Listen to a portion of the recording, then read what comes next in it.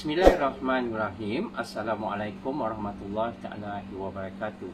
Menemui ibu bapa pelajar-pelajar Sekolah Rendah Ibn Khaldun, saya Ibrahim Abdul Rahman ingin untuk berkempen bagi kemasukan pelajar-pelajar ke Sekolah Menengah Ibn Khaldun. Untuk makluman, Sekolah Menengah Ibn Khaldun adalah sebuah sekolah yang telah disediakan ataupun di bawah naungan Haluan Malaysia. Tujuan kami adalah untuk melahirkan pelajar-pelajar yang berakhlak dan berilmu serta mencintai Al-Quran.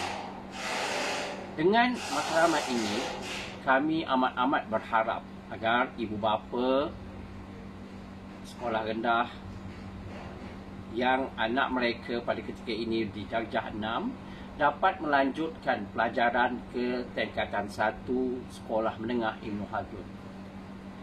Saya teringat satu kisah berkenaan dengan kejayaan. Ada seorang ayah yang begitu mengharapkan anaknya berjaya.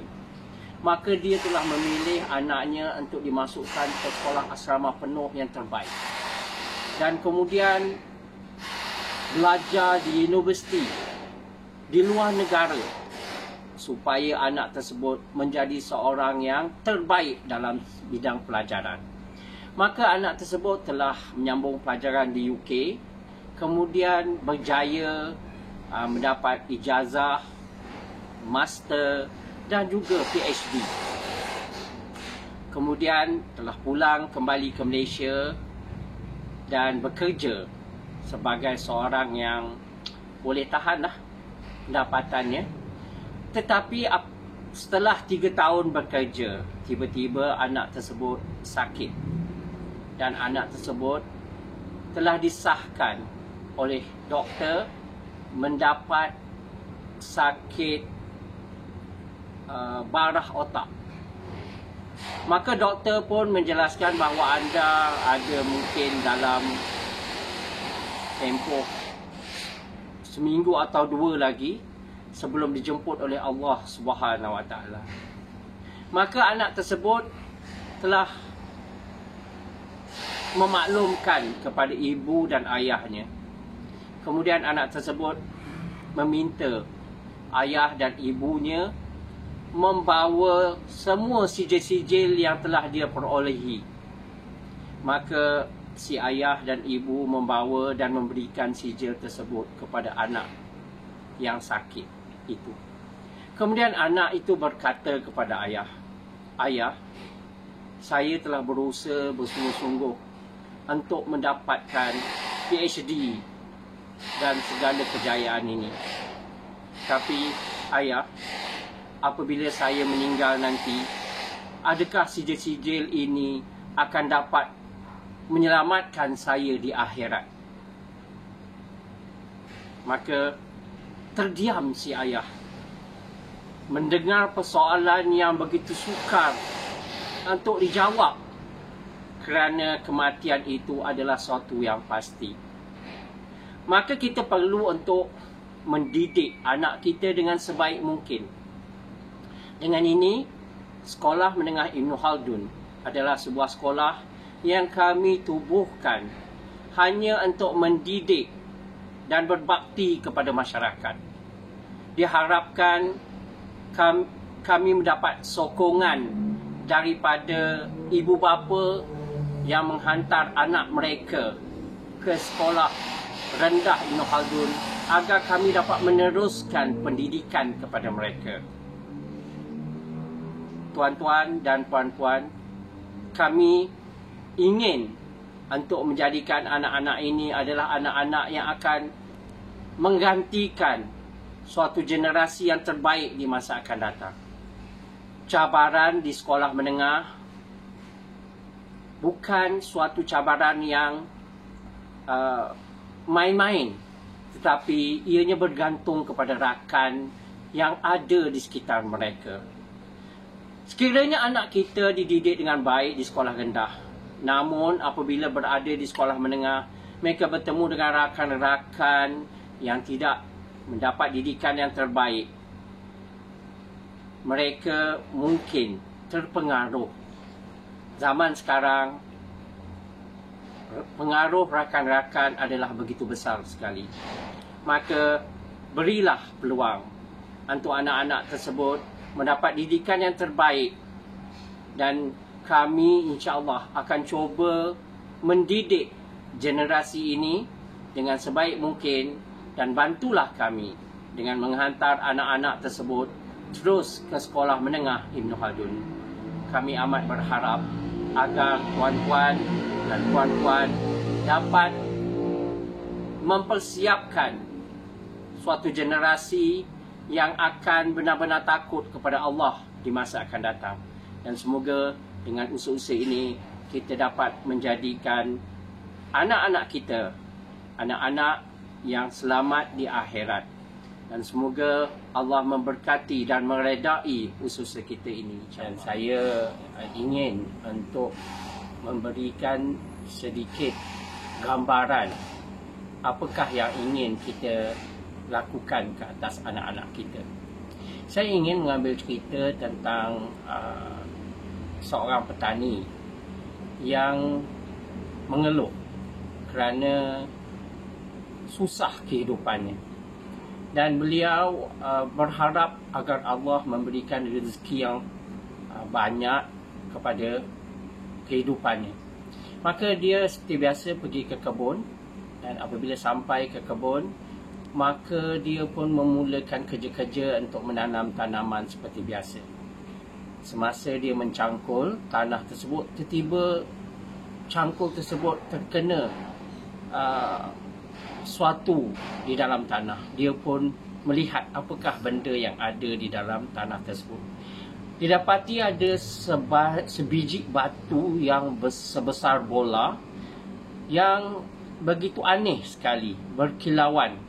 Maka dia mengambil batu tersebut dan membasuhnya. Nampak begitu indah.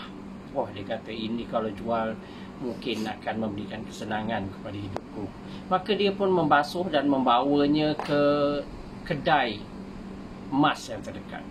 Apabila dia membuka bungkusan yang berisi batu tersebut, tukang emas terperanjat kerana mendapati ianya adalah merupakan intan yang begitu besar sekali. Maka tukang emas berkata, kalau saya tak mampu nak beli, puan pergilah ke bandar untuk mendapatkan hasil ataupun bayaran yang lumayan daripada penjual atau pembeli yang lain. Maka petani tersebut pergi ke bandar. Bila sampai ke bandar, dia pergi ke kedai emas. Apabila dia menunjukkan batu tersebut, peniaga di kedai emas itu amat terperanjat. Dan mereka berkata, batu ini begitu mahal sekali. Harta yang ada, emas yang ada dalam kedai ni, kalau bagi semua ke anda pun, ia masih belum mampu untuk membalas ataupun membuat bayaran kepada intan tersebut. Habis dia kata, kamu bawalah pergi bertemu sultan. Maka dia pun meneruskan perjalanannya dengan penuh gembira untuk bertemu dengan sultan. Di istana, dia dapat bertemu dengan sultan dan ingin untuk memaklumkan tentang batu tersebut. Sultan apabila melihat batu tersebut, telah memanggil semua tukang emas yang ada untuk menilai. Maka mereka berkata, wah, ini adalah terlalu mahal. Maka raja pun berfikir sebentar dan kemudian menyatakan, wahai petani, saya ada 3 bilik yang penuh dengan harta. Apa yang perlu anda lakukan adalah anda ambil daripada bilik itu, letak kat luar pintu, maka itu adalah harta anda. Apabila letak je luar pintu, itu harta anda. Maka si petani pun bergembira setelah dimaklumkan oleh raja tentang harga pembelian tersebut. Maka petani pun dibenarkan untuk membuka bilik pertama. Tapi sebelum membuka, tuanku telah menjelaskan, anda diberi masa hanya 5 jam untuk mengeluarkan semua barang-barang ni.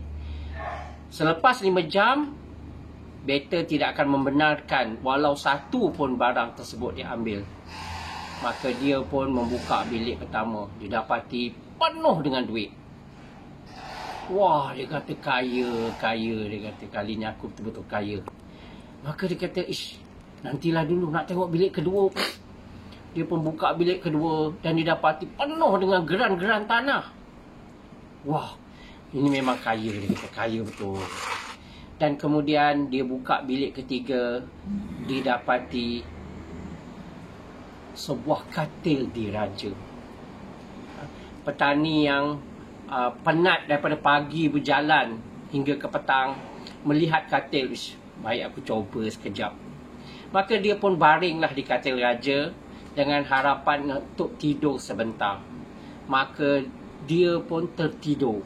Tiba-tiba kedengaran bunyi gong, menandakan telah tamat 5 jam tersebut. Apabila dia tersedar, dia berkata kepada raja, wahai raja, berilah kesempatan walaupun sedikit. Tapi raja kata, masa dah tamat. Bukan tujuan saya untuk bercerita tentang pelawak ataupun cerita untuk bersukaria, tetapi inilah kehidupan kita. Kita telah mendapat harta yang banyak, anak-anak yang telah kita didik di sekolah rendah Ibn Khaldun. Tapi bagaimanakah pendidikan seterusnya selepas ini? Kami daripada sekolah menengah Ibn Khaldun ataupun sekolah Ibn Khaldun sendiri, kami menyediakan pendidikan untuk mendidik anak-anak, tuan-tuan dan puan-puan ke arah yang lebih baik.